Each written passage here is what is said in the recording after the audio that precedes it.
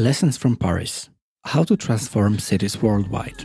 Hi, my name is Marcin Wojciech-Żebrowski, and this is the newest episode of Urbcast, my podcast about urbanism, architecture, cities, and many more.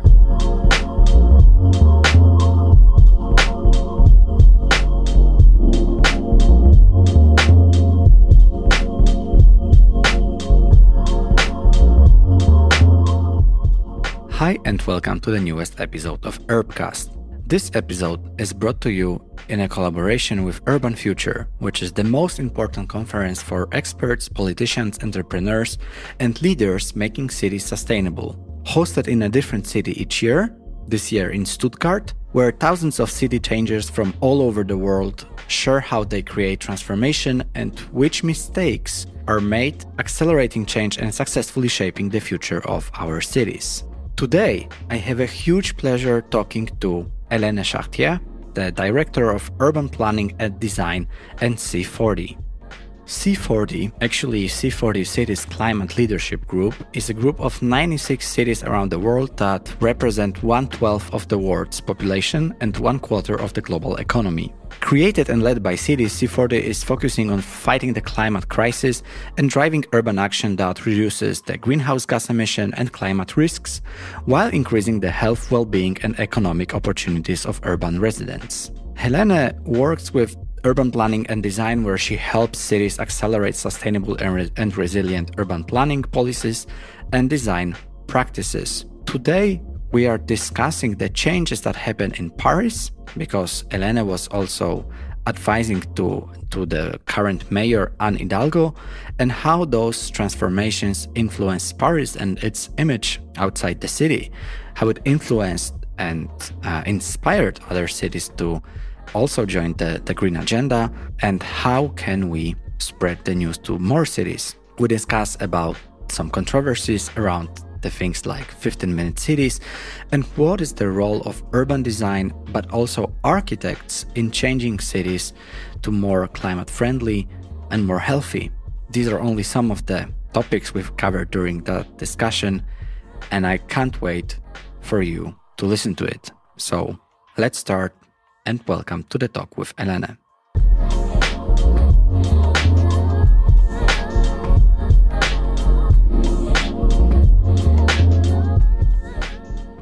Welcome to Urbcast. Hi. Hi, thank you very much for inviting me. With your work with cities, I heard at least that your schedule is very busy. You are working with cities worldwide, and I'm happy that you found some time here to share your perspectives on working with cities, on urban design, on architecture, and urban planning as well. And I really do hope that my listeners know C40, but to those of them who do not know what it is, could you shortly introduce the C40 and also yourself? Yeah, so C40 is an organization that has been created approximately 20 years ago. And it's an NGO who is helping cities to accelerate their climate action. So on all of the different sectors, you can imagine there is a lot where a city needs to improve their work on climate change. Building, urban planning, food, like transport, of course, many of different sectors. It's a mayor's network, and it has been created initially by the mayor of London, Ken Livingstone. And the ideas of this network was to say nations are not progressing enough. Usually there is more progressive leader in the cities, and actually the cities have the power to change things on the ground. So we should create this UN of cities working to accelerate climate action. So it's a discussion of mayors, and then it grew to really an operational work with all of the different level of the cities, the administration, the political level, to accelerate this climate action. And I'm the director for urban planning and urban design at C40. I have been working at C40 since 6 years ago. And so I work with the 100 cities that joined the C40 network to help them to transform the way they plan, design, and build their cities to be more climate friendly. I like that you said that cities have power, that you thought, or like the founder and the founding people, they thought about that the cities have some connections, they have the network behind them, and then they have some power. And when you said that, I thought instantly about this book by Professor Barbaro, If the Mayors Run the World. And it is about basically showing the strength of cities. But also, I think that there have been so many challenges recently. We can talk about the energy crisis. We can talk about the war as well. We can talk about the pandemic, although it's like a very broad topic. How do you think that cities were touched by those challenges in recent years?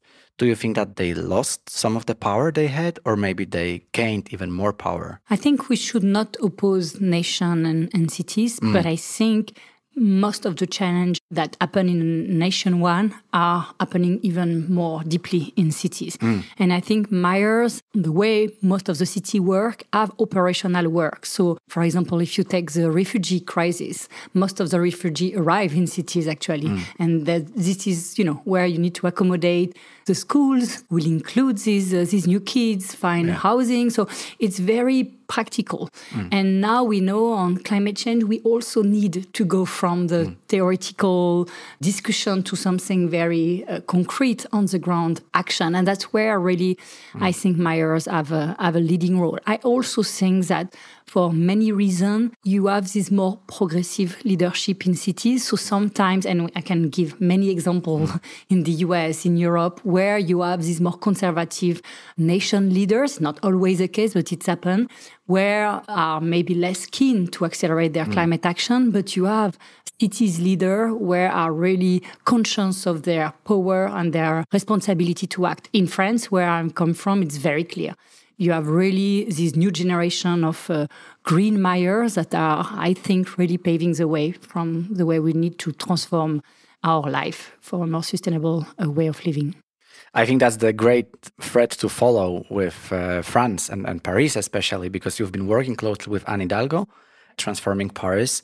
And when you look at Paris right now, it seems like one of these role models for the city development.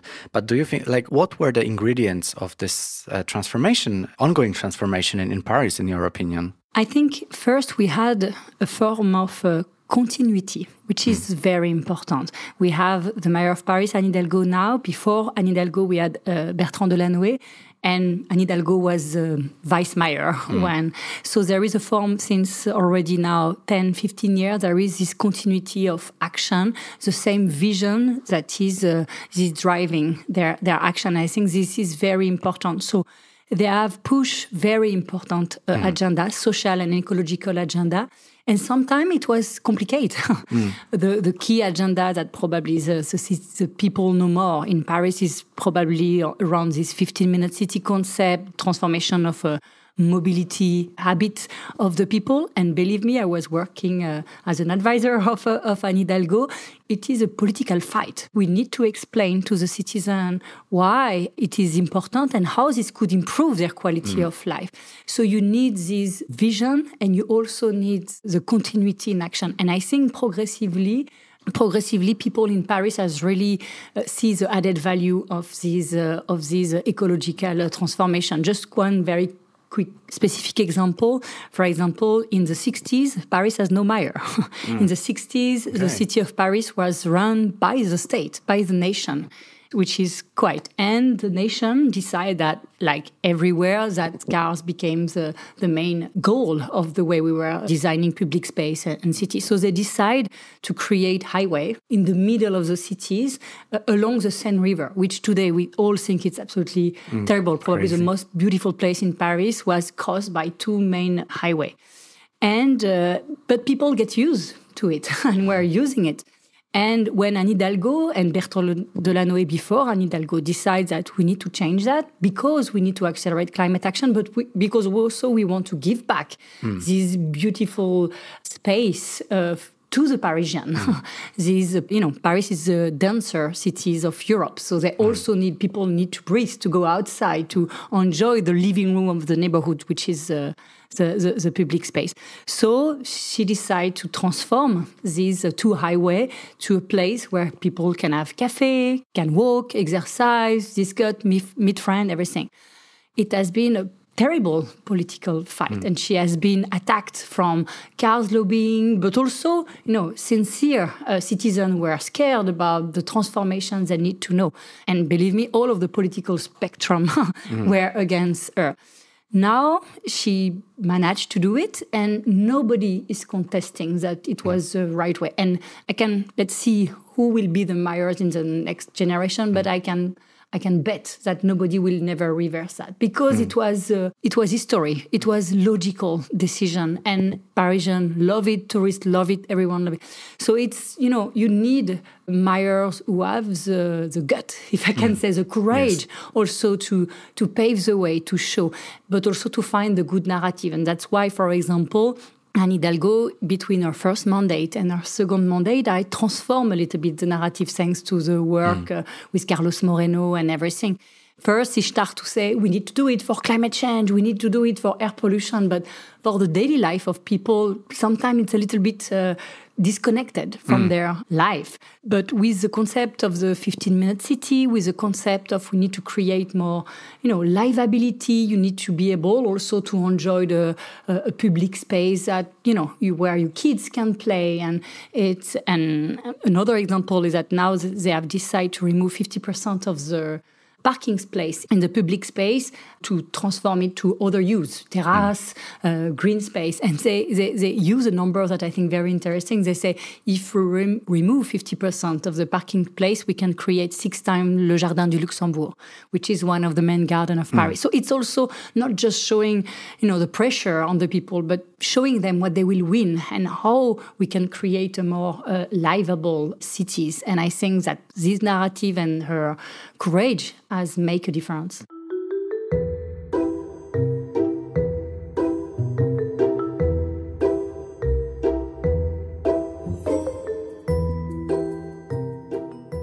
Let me be the devil's advocate and ask for what those people will get in return if we remove more cars, because also you've mentioned the 15-minute cities movement and Carlos Moreno, and he also got a lot of aggression and hate from people protesting against the 15-minute city concept, because they've been saying that it's limiting their freedom and it will lead to creating these ghettos and so on. And personally, I don't agree with that, but I'm trying to think of putting myself in the shoes of someone who's like using the car and maybe very needing the car, and then the green agenda comes and he's snatched or maybe even forced to get rid of the car. So what this person can get in return, how can it be rebalanced? First, I think there is sometimes people who are very loud. I think if you look the reality of the 15-minute city conspiracy, it really represents a very small alt-right movements, the same that are pushing a lot of the agenda. I don't say we should not consider what they say, but I say first they are fueled by a lot of fake news when they say that 15-minute city is about packing a climate lockdown where people will never be able to leave their neighborhood. I think it's just we can't discuss this type of argument.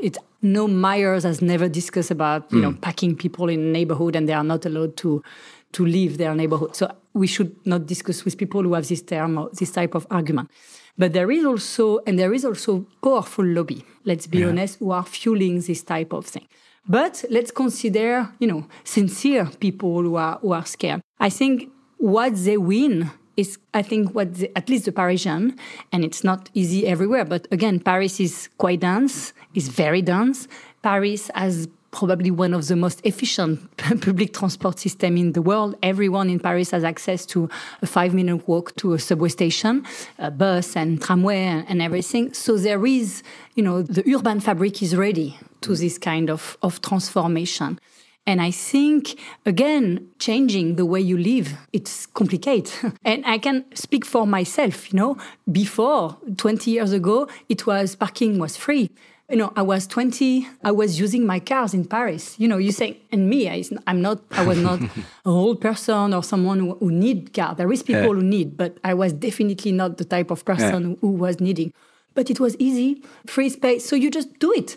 And at one point, we need the person who can transform to be a little bit push to do it. So not just encourage, but to say, we are going to change a little bit the rule. And most of the time, they complain for a few months.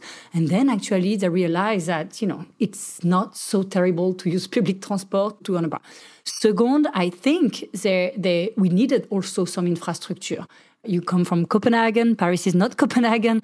And, biking in the city was very hard, was very complicated and dangerous. I think since the two past mayors, now every street, or almost 99% of the street in Paris, has a proper bike lane. So it totally changed. It also helped people who were like, but what, I would like to bike, but I can't. And then I think the cities has also put in place a lot of support for people who has no choice.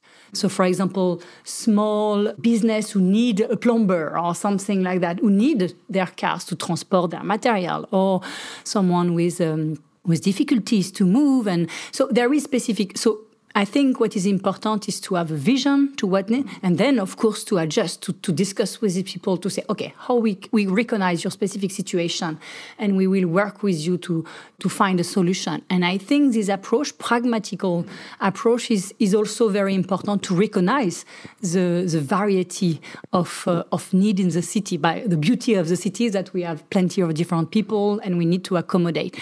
But the large majority of the Parisians didn't need this car. It was just, they were just used to it. And I think the transformation of the public space, new green space, terrace, flagship project like the 7 new plazas, la Place de la Bastille, Place de la Nation has been transformed, or les Berges de Seine, has been so transformative for the cities that I think people can see in their daily life the improvement of the quality of life in the city. So I think that's make a difference. And how about the governance and decision making? So when or where you start spreading the facts, the numbers, some data about that the transformation should be beneficial to people, how can you make sure that almost everyone is on board? Is it even possible, to involve all the citizens? I think that sometimes you discuss about co-creating city, and you would introduce some consultations and so on, but I don't think it's like physically possible to hear every voice. So how can you make sure that everyone is heard in the city making debate? I think we have no other choice. It's not easy, it's not perfect, but there is no other way to progress in our democracy. And I think now there is really new ways that exist, and mayors know about it. They have a specific deputy mayor in charge of democracy or this. So we progress, like a lot of different things, we progress in this direction. So if, again, I come back to this example of Paris, but I could take other example. Now the city has put in place the largest participatory budget of the world, I think. So basically 10% of the city investment is shaped by the people. So it's basically them who propose the project in their neighborhood. And then the city analyze what is, feasible, and then they submit that to a vote. So it's basically then finally decided by the people.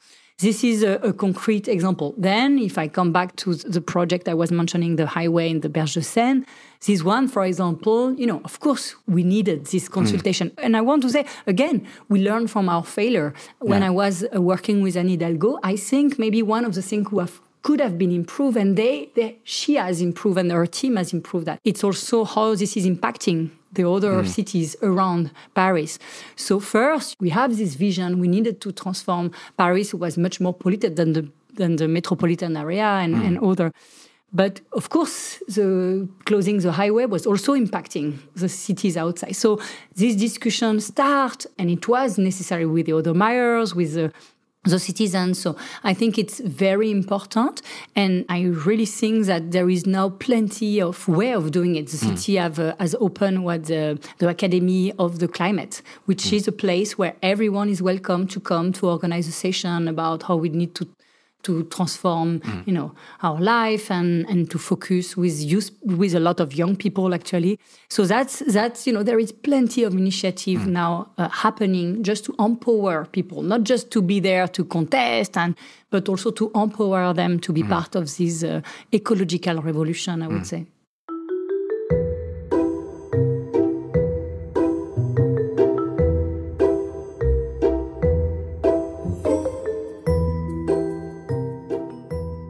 When you speak about the change and many changes, and I think that most of them were for the better in Paris, it makes me just want to visit the city. And here I wanted to talk about this marketing, city marketing basically, because those changes in Paris put Paris on the map of kind of urban agenda. So Carlos Moreno, for example, right? And Hidalgo, you as well. You've been probably to many, many different conferences around the world, and you've been spreading and sharing the experience behind this transformation.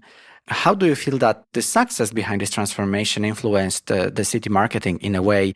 Would it have any financial incentives from maybe more tourists coming, or maybe there are any other effects of that? I think there is an organization like C40 is also encouraging or fostering this. There is a friendly competition between cities. That if it's safe, friendly competition, that's fine.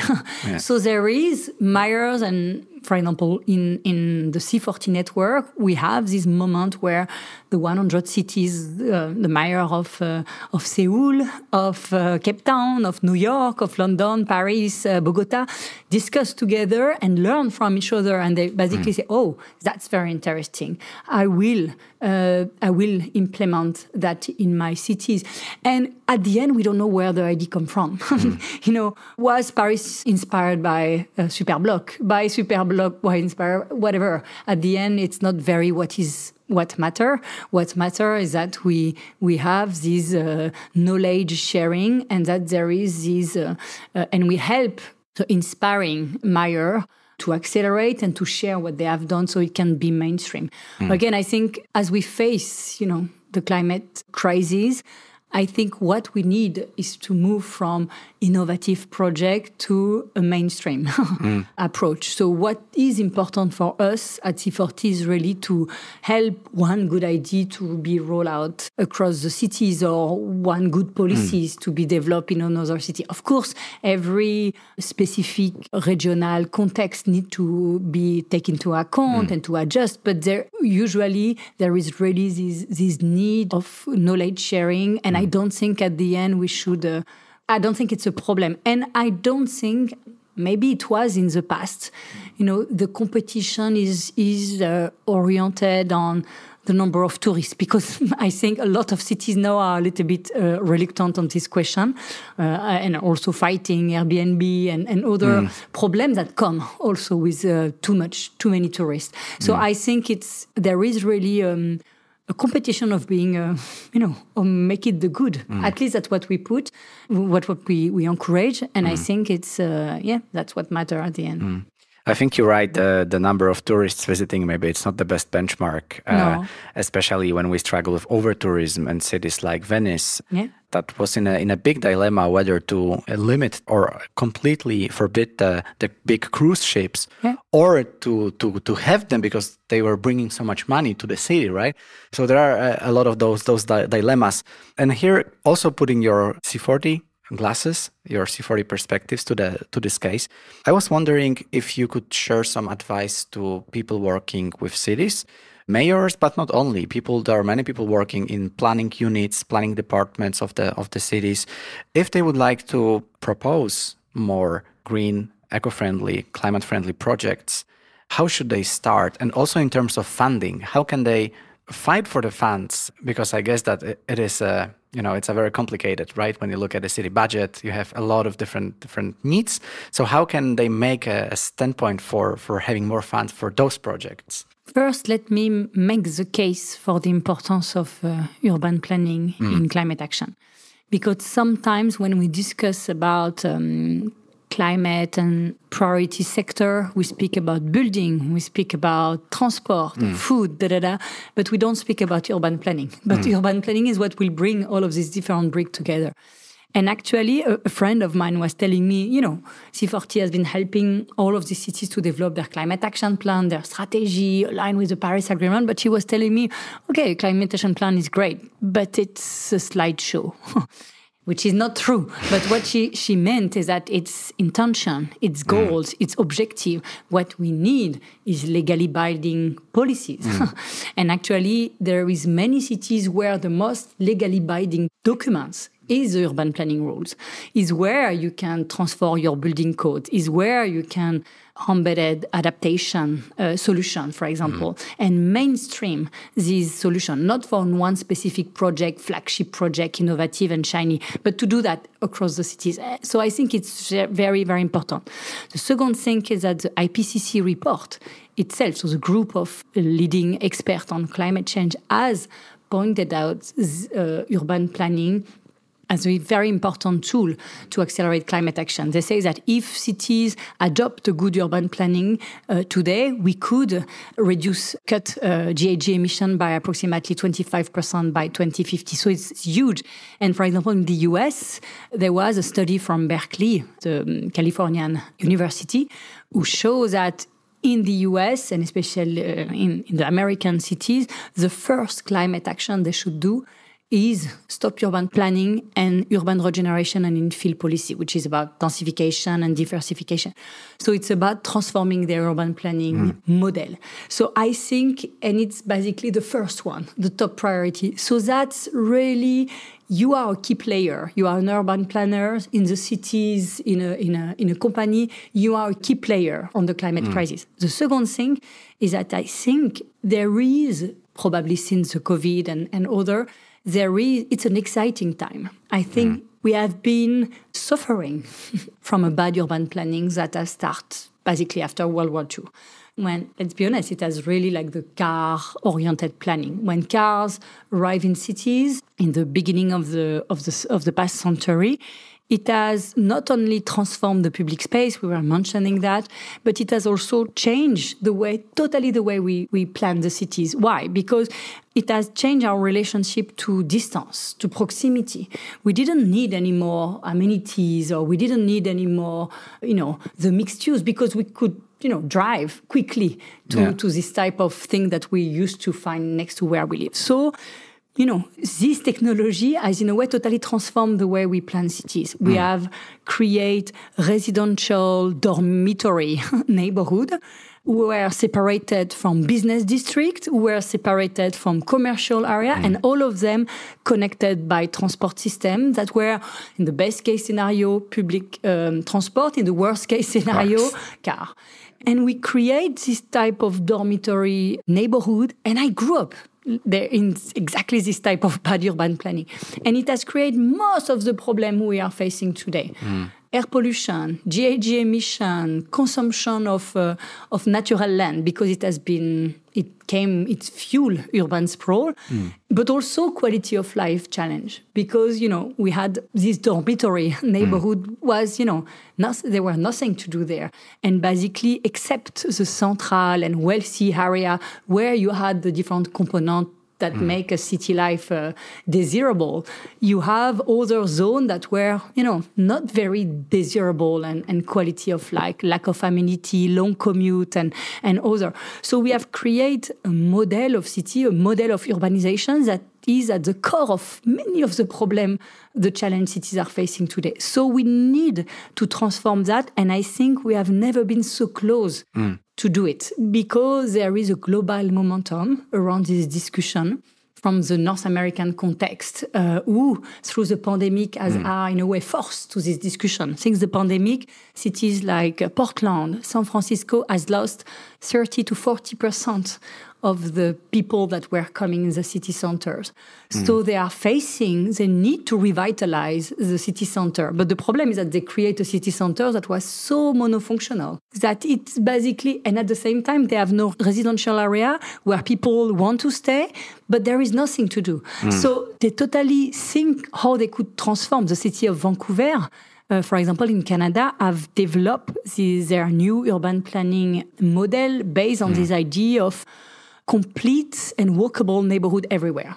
So basically, work on each of the different typology of neighborhood in the cities, the city center, residential area, or to see how they could diversify, sometimes densify. The second thing is that also stop urban sprawl. I think it's a major need now. Of course, not in place in the world where there is demographic growth, Southwest Asia and other. It's a different topic. But in our global north, countries, the demographic growth is not there anymore. So there is no reason to continue this urban sprawl, and we need to stop it. And believe me, it's a very big fight.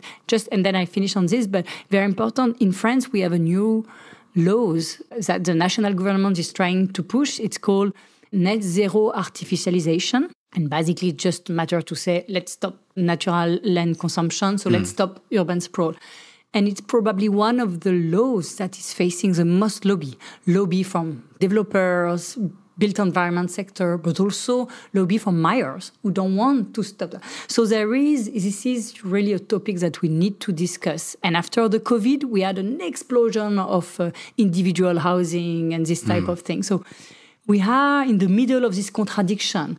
An exciting discussion between cities, between urban planners that shapes this new model of urban planning based on polycentric vision of the city, multiple complete neighborhood, and at the same time, the explosion of individual housing, the fight to continue urban sprawl. So that's where we also need to join force and to push in the same direction.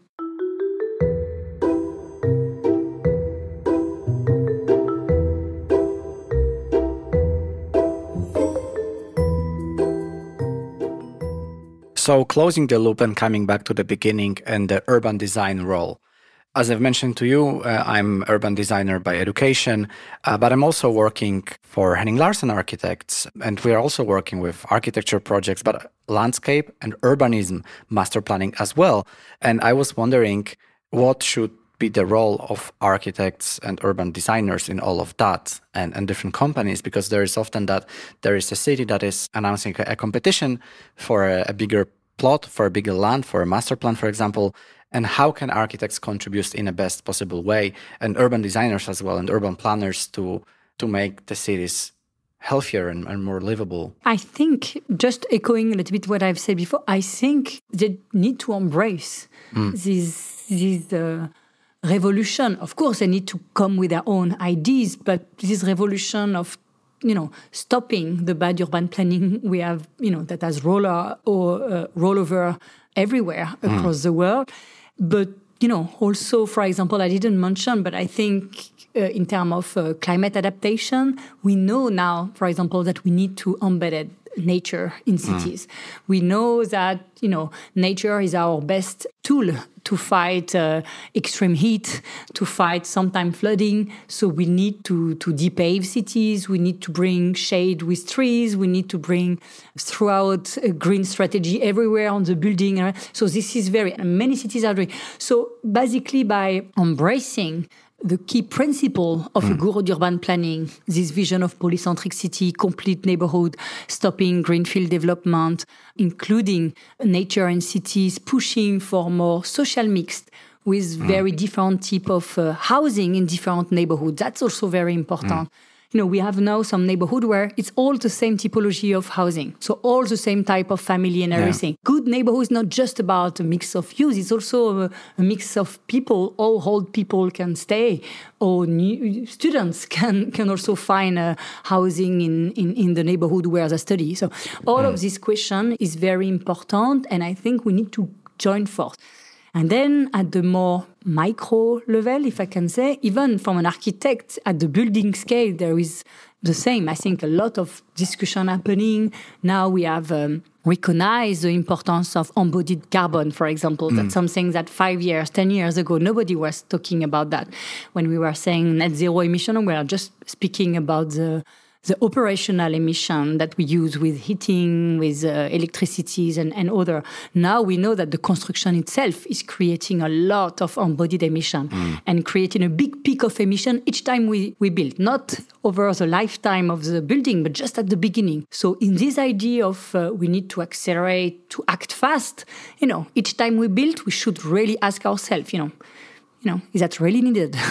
Can I maybe not reuse? Can I avoid demolition? Can I, transform, convert to reduce to the maximum this embodied emission? And if I need to build, can I do it with other type of materials and discussion? So I think, again, just an example here, but I think this is also an exciting time for architects because this discussion is is happening. It's not of the mainstream, let's be honest. But I think we need to come together. There is initiatives that come from architects like Andrew Vaux in the UK, for example, who has pushed for the architect to declare emergency and to set a list of principles they refuse to continue to do or good principles they want to push. That's very important. So I really think we need to push a global agenda. It's not just sometimes, between architect, urban planner, we want to be the most innovative one. The question is not to be innovative anymore. The question is to mainstream the good practices. There was an architect that I like, David Chipperfield, a British architect, who says that the built environment sector is very good to innovate, but not for the good reason. I think that's so important. What we need now is to innovate for the good reason. So I think that's very important. Innovate for the good reason. Innovate for the good reason. That's an inspiring quote to close up the discussion. It's not me, huh? David Chipperfield. But you are sharing the quote, so you also have part of the credit. Exactly. Again, a global momentum. It's not an individual push. It's a global momentum we want to build. Exactly. And to inspire even more at the end, I was wondering if you could share maybe a book or any other source of knowledge that listeners could dive into after this conversation. It's a French book. So it's called La Ville Stationnaire, the Stationary Cities, where, it's a French book who really, discuss about the urban planning practices and also how we have built metropolis that are not livable anymore, and that was not pushed for the good reason. So we discussed earlier today about this competition between cities where, the competition between London and Paris has pushed for creating like the city vs the La Défense. It's not anymore what the city should compete and how metropolis should be built, and also really push to stop urban sprawl and to explain the damage that urban sprawl is creating, and it's called La Ville Stationnaire. But I don't know if it's translated. I guess there's also some French speakers among the listeners, so I will share it anyways. Thank you for this inspiration, and I will check if there's a translation. I will also add it to the description of this episode, so everyone that is interested can check it. And for now, I wanted to say, Hélène, thank you so much for sharing all this. I mean, I think that's a very inspiring discussion. I think that I could continue for more, but I also want to give you a breath, since there are also a lot of interesting discussions here at Urban Future. So thank you so much. Thank you. Thank you very much. Have a good day. Thank you for listening to the newest discussion with Hélène Chartier from C40 Cities. And remember that this conversation was brought to you and this great collaboration that Urbcast has with Urban Future Conference. This year the conference took place in Stuttgart, but next year we will meet in Rotterdam. And I hope to see you there. Talk to you soon.